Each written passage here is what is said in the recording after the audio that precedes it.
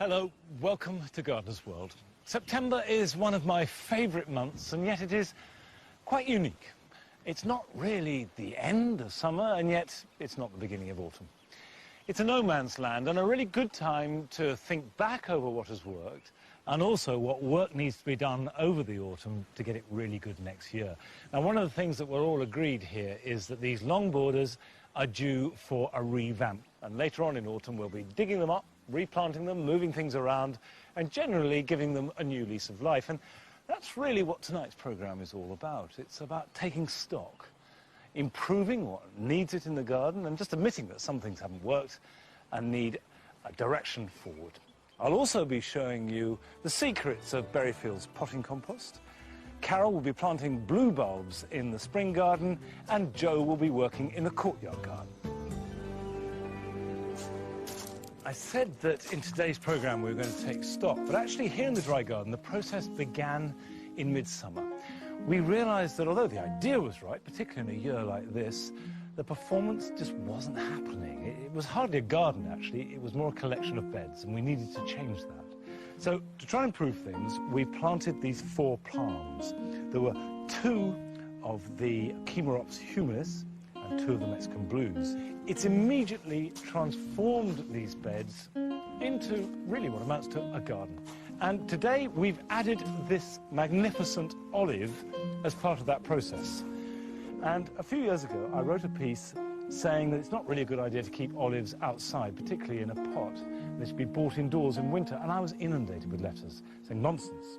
We've done that for years. So that's what we're going to do here. It's going to stay outside in the pot and we'll protect it as we need. But if you are going to buy an olive now and you want to keep it outside over winter, do make sure that it's spent at least a year here in Britain. If it comes straight from the south of Spain, say, it won't be acclimatised. Anyway, with that very handsome tree in the middle, and obviously it will grow much bigger, it's been pruned hard, what we found is if you come to this end, it looks great. So the next step is to put a seat in here. So you can come here, look at the garden, and enjoy this sense of having a new space here at Berryfields. Now, we've got a few stones left over from the wall at the end, which we can recycle. And I built a couple of very simple, crude plinths. And what I'm going to use for the seat is an old Victorian doorstep made out of slate that will just sit very, very simply on top, like that. That will just go on there, and I'll square it up. And I'll fix it with a couple of pats of sand and cement. I've made up a mix, 3 parts of sand to 1 of cement, and all we do is put a dollop on there, and a dollop on there, and then put the seat on. The slightly tricky part is getting it square. Now by eye, that will go on something like that. You've probably, if you've been watching this programme any time at all, realised that I'm not one for exact measurement of anything. It feels right, and it is right in my book. But I will try and get it level. This end needs to come down just a fraction. Nothing could be simpler. It's level, it's where I want it to be, and it's much better than buying an expensive one. It has identity. And when that's gone off, we can sit here, enjoy the view of what is really a brand new garden. Now, the last thing I want to do is do some planting around the base of the seat of aromatic plants. And we've got some various thymes. Thyme, like the Chimerops, really must have good drainage. You cannot have too much drainage to keep thyme happy.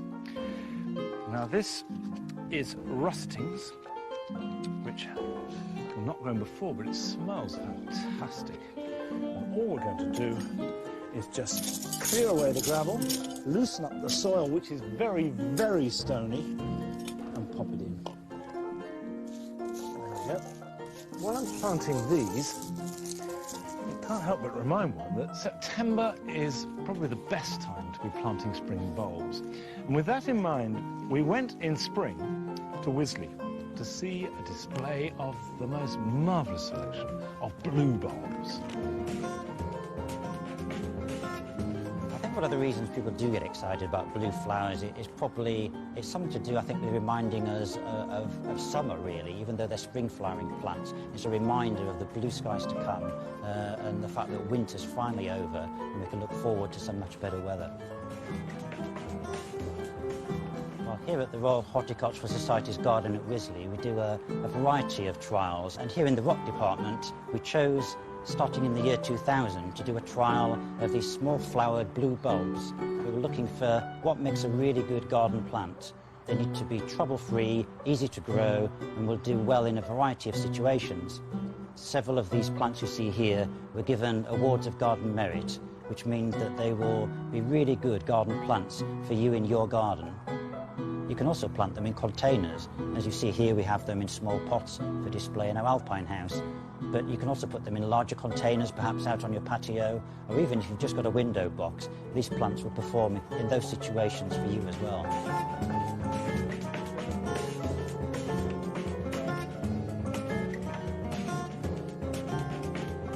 Well, the blue colour in the flowers is due to a group of chemicals called the anthocyanins. These are sometimes produced in response to environmental stress, such as cold conditions, many of which these flowers would experience up in the wild. These plants come from right across Europe, particularly around the Mediterranean, into Turkey and up into the Caucasus. And they often grow quite high up, 2,000, 3,000, 4,000 metres up the mountains, so they're used to good cold conditions. You have this fantastic splash of blue early in the year, and there's not a great deal else flowering.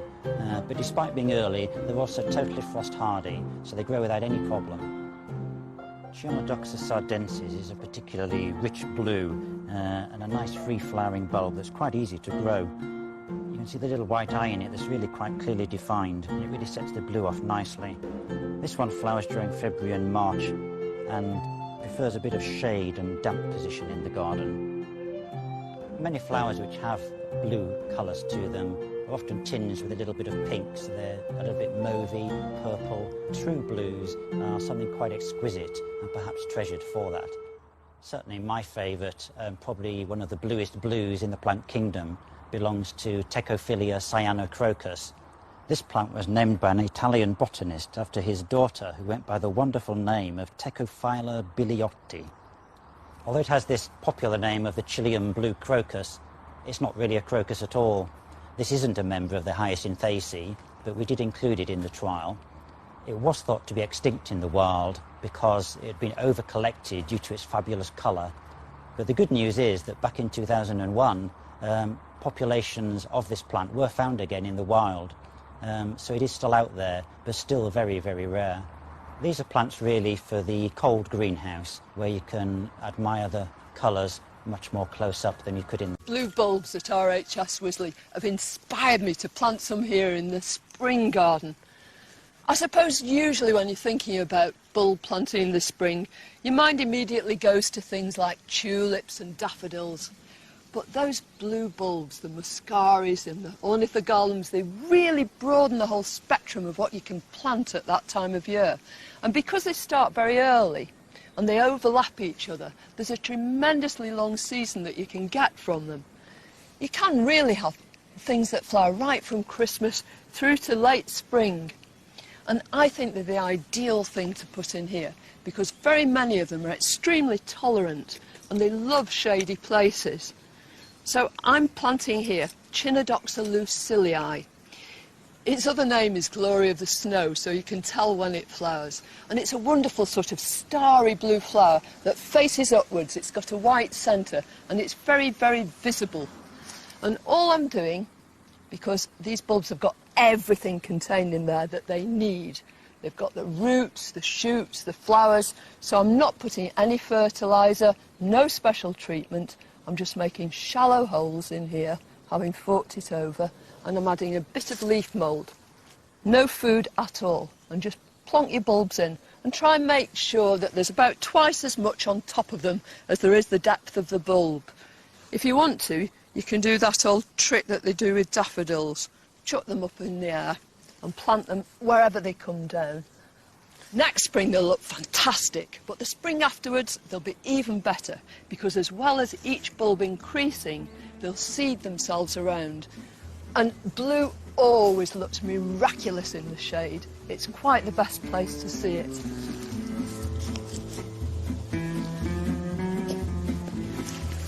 Just look at these cyclamen, aren't they a picture? They're so beautiful. You can have bulbs and tubers for every time of the year. You need never be without colour. But of course, by the spring, these will have fizzled away completely. So I'm going to put some of these muscari. It's one called Valerie Finis. It's pale blue and I think it's going to look wonderful. I'm going to have it right round the front of the currant and over to the viburnums. But first, I've got other plans for these.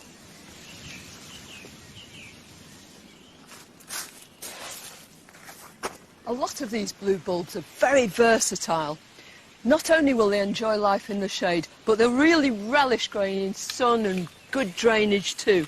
So I'm going to plant a few right here in the alpine garden in our raised bed. In full sun they'll grow shorter than they will in the shade, but those lovely pale blue flowers packed together in tight spikes are just going to be splendid here. I think they'll look absolutely symphonic when the spring alpines are at their peak. And with a bit of luck, they'll stay here for years.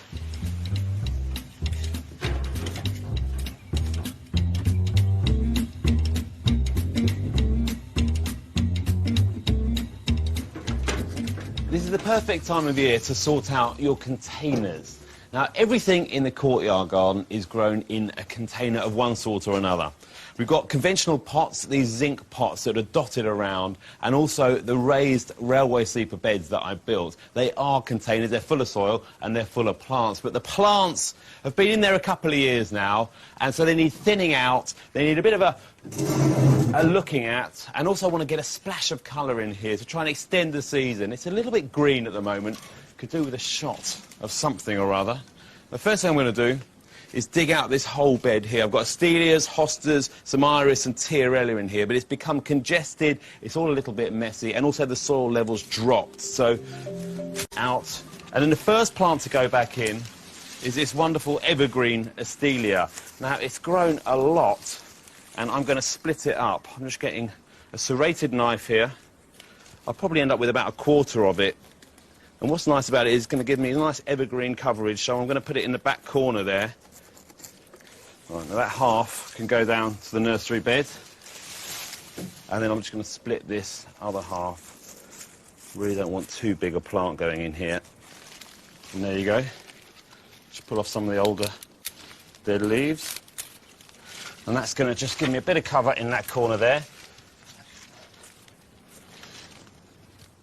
Now, for the rest of the planting, I'm going to use some lovely grasses. These are Deschampsia Tatragold. Wonderful seed heads on them. So I'm just going to dot them through. Really good, lovely colour too.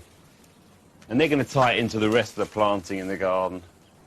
And then these wonderful Crocosmia Emily Mackenzie. Look at these. What a wonderful colour, brilliant colour. Lovely deep dark stems as well, and these orangey flowers. And brilliant foliage too, sword-like foliage. And they're perennial, so they'll come back every year. When they get a little bit congested, you do need to lift and divide them. I think 3 plants through there will be perfect. Now, with these iris, there's quite a big rhizome, and I'm just going to split them, just pull off an individual plant with my hand here. Just break them through there. Now, it's a really good time to just clean up all this foliage. It looks a bit drastic, but then the energy is going to go into producing a lovely flower for next year. I'm just going to place that in there and do the same again.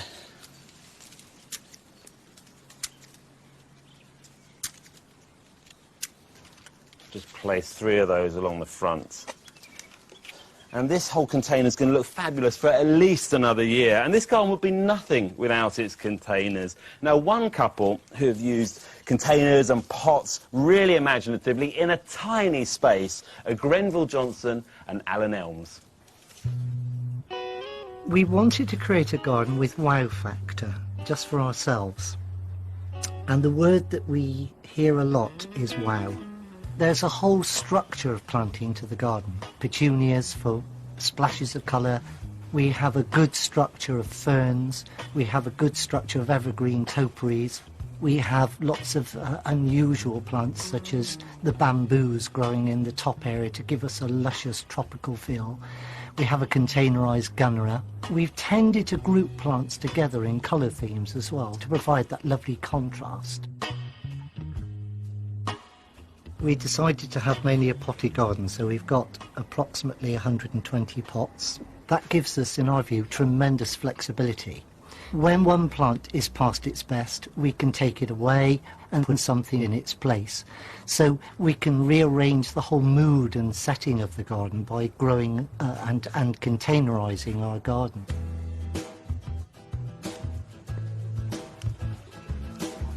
I like to feel that we're both learning to be horticulturalists.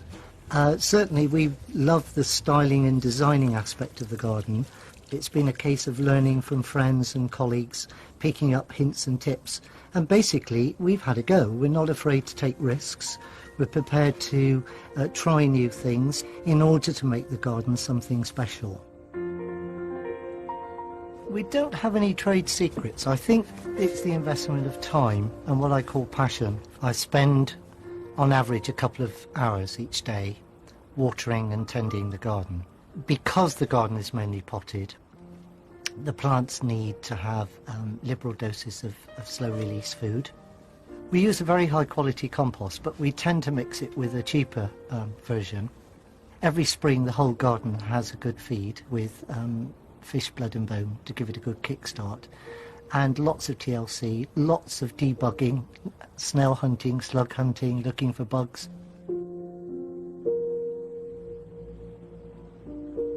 We've been very privileged because in the last year we've been invited to join the National Garden Scheme.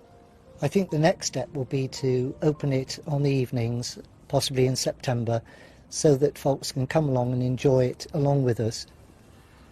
In the evenings, in our view, the garden becomes a magical kingdom.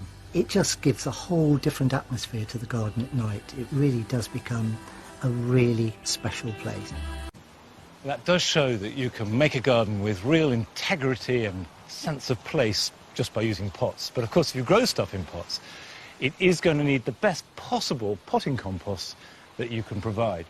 And here at Berryfields, we've been making our own potting compost for the last few years, and it works beautifully well. Anybody could do it, and it saves a lot of money, especially over the years. The first ingredient, and probably the most important, is compost. This is garden compost. This has been sieved, but you can see that it's pleasant to handle. My hands aren't too dirty as a result of touching it. It certainly doesn't smell of anything other than gently of a woodland floor, and that is the key to success. Then we have leaf mould. Now, this is last year's leaves. They've rotted down really well. You get the odd clump, that can be sieved. That's very important in a potting mix because it provides a very good growing medium. It's not very rich in nutrients, but it is essential and really good stuff, and you can get that from any leaves. Then we have loam. Now, they do say that a handful of loam has more life in it than all the rainforest on the planet. This is just teeming with hundreds of thousands of different bacteria, fungi, and nematodes. It is the secret of life, and we know practically nothing about it. And I'm convinced that if you use loam from your garden in some form or other, and the plant grows in that, you get a much healthier plant, better able to adapt to your garden when it goes out. We've used that from a turf stack. You can use molehills, you can just dig up topsoil. Whatever you use, don't sterilise it, because that will kill all the good things as well as the bad. Finally, we have a drainage medium. In this case, it's sharp sand. You can use vermiculite, you can use perlite, but they have air miles attached to them, and sharp sand is by far and away the cheapest option. Now, we have 3 separate mixes, one for seed, one for pricking out. That's plants that are going to go out in the garden, but at intermediate stage between seedlings and a plant big enough to go out, and then a potting mix for plants that spend their entire life in pots. Now, it doesn't matter what you use to mix them up with, the units stay to the same proportions. Now, the seed mix doesn't have to have much nutrition. So the biggest proportion is leaf mould, and we use 2 units of that, and that's been sieved. And you can see once sieved, it really forms a really nice, light growing medium. We use 1 unit of sieved garden compost, and don't be obsessive about getting the units the same. If they're roughly the same, that's all that matters. 1 unit of sieved garden loam, and then 1 unit of the drainage medium. And just simply mix that up, and we normally do this in a wheelbarrow with a shovel, but the principle is exactly the same. And you can store that in an old pot or any container, and that will last you for quite a few months and work for any seed. The potting on or pricking out mix is easy to remember. It's 1 part compost, 1 part leaf mould, 1 part loam, and 1 part sharp sand. The Berryfields potting compost is made up of 2 parts sieved garden compost, 1 part sieved leaf mould, and 1 part sharp sand. Now, you could add loam, but we don't do it here because we're not preparing the plants to be planted out into the soil. For us here at Berryfields, this potting compost works beautifully. We're recycling all our waste. We're working in tune with the balance of the garden, and above all, we're getting really healthy plants. But anybody can do it. It's easy. If you have a garden, you have all the materials to hand, you're saving money, you're recycling, and your garden will be the healthier for it.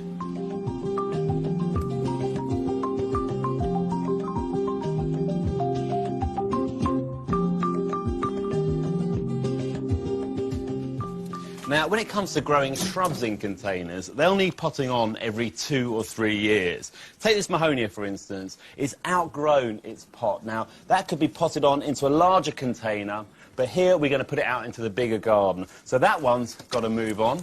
And also, this Nandina domestica will be perfect for my family garden. Now, I've just got to see how... It's not too pot-bound. Oh, look at that. Look at the shape of that root ball. I have to dig a funny hole for that. So I'll take that over there later. But it's the pot that I need now. And one of these box plants that I took from the nursery bed. Now I'm going to pop this up. I'm going to put some crocks in on the bottom there. So this is going to make sure that the container doesn't get waterlogged at all. There's plenty of depth in that container. Now I've got some of Monty's wonderful compost. I'm going to fill that up about 2/3. This is going to be perfect for the box because it doesn't like to dry out too much, so it's going to have the moisture retentive qualities that we're looking for. But at the same time, the good drainage with that sand in it for the container. And then this box where you can see the root system, it's been grown in quite heavy clay. But I'm going to leave as much of that soil on there as possible. Just place it in, backfill it.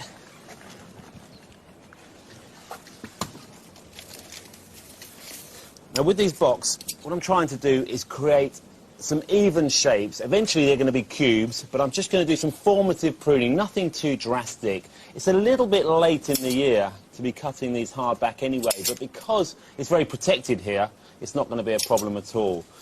So the frost won't get to them if it puts on lots of strong new growth over the next couple of weeks.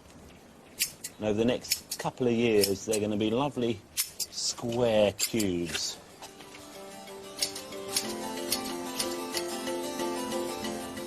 We hadn't seen the shrubbery since early summer, and I wanted to see how it had managed with months on very little water. I was worried that the shrubbery might be one of our biggest casualties. After all, we only planted it last year, and these are quite fragile plants. But so far, it doesn't look too bad, although the hornbeams have suffered a bit. You've got smaller leaves there, and this one is looking really quite dodgy. And I do know from experience that hornbeams don't like drought when they're young. And these plants, although large, are essentially young, because they've just been planted. And that's something to watch out for. But generally, things have gone really well. The miscanthus, of course, love it. Most of the grass is fine, although the pheasant grass, the Stipa arundinacea, is a bit dodgy. But I've seen that in other gardens too, so maybe it's an odd year. It's coped very well, it's thrived. We need to move some of the grasses around, and we can be completely satisfied. And I think most of the reason for that is because it had a really thick mulch in spring, and that's kept the moisture in. Now, here in the conifer garden, We've got some very obvious failures, but generally it feels vibrant. There is a real sense of life in here, rather too much actually. We need to thin and spread them out, which we always knew we'd have to do. But we do want to keep that sense of claustrophobia that we deliberately set out to try and achieve. And one final thing I want to show you is this group here. You can see you have what looks like random dieback. But what I think is happening is that plants are fighting for moisture and nutrients, and the strongest are surviving at the expense of the weakest. And that just happens in nature. You just have to accept that plants will die, and very often they're the ones that you value most and you love and you don't want it to happen. But at least you can always learn from failure. Now, of course, we all want success all the time. And here are some things you can do this weekend that will help towards that end. Earlier this year, I sowed some foxglove seed, and now they're ready for planting out. This one's Digitalis mertenensis, with textured leaves and squash flowers the colour of crushed strawberries. Unlike our native foxglove, which is biennial, it's a true perennial. Make sure that your water butts collect all available rainwater by clearing the fallen leaves out of the guttering. When I harvested the potatoes, I noticed that the soil structure in this bed was awful. So the best thing is to sow green manure. This is Hungarian grazing rye, which has got deep fibrous roots and is great for improving soil texture. Broadcast the seed, not too thickly, and rake over. Well, that's all we've got time for today, but we will, of course, be back at the same time next week when I will be gathering vegetables and also planting great drifts of late-flowering daffodils. Carol will be collecting seed in her garden, and also Joe will be back in his family garden planting up some autumn colour. And if you didn't manage to see all of tonight's programme, you can catch it again anytime in the next 7 days on broadband. And if you go to our website, you'll find the details. So, see you next week. Bye-bye.